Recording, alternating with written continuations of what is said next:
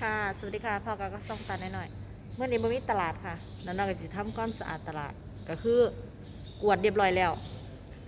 กวาดเรียบร้อยแล้วเฮาก็สิทำการสีดตลาดทำความสะอาดสีน้ำใส่ค่ะเพราะว่าหันบ่สีดกวาดมามืออื่นมันก็สกปรกกว่าเก่าแต่ถ้าสีดน้ำใส่นี่มันก็สิแปลนได้หลายมือเนาะค่ะวันนี้ไม่มีตลาดว่าได้เตรียมของขายแต่เนื้อย่างก็ขายคือเก่าแต่ว่าไก่ป๊อปกับทอดลูกชิ้นหนึ่งลูกชิ้นบ่ได้เฮ็ดบ่ได้เตรียม เข้ากับสีเฮ็ดเวียกทำความสะอาดตลาดกันเนาะคะไปชมกันเลยแจ๋วค่ะวันนี้ห้องข้างหน้าซะก่อน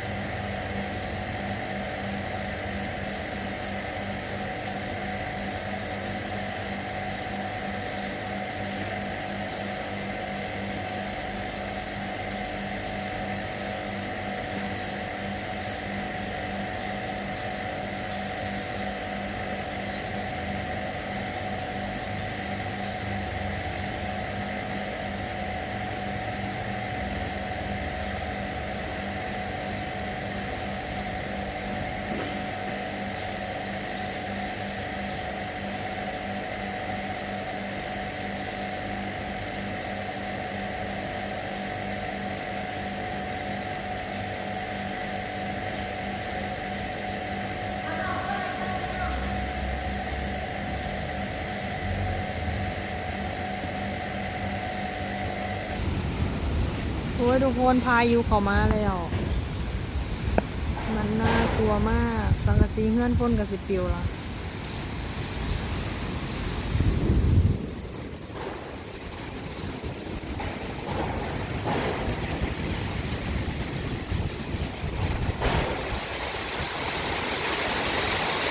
โตกระเด้บัดดินี่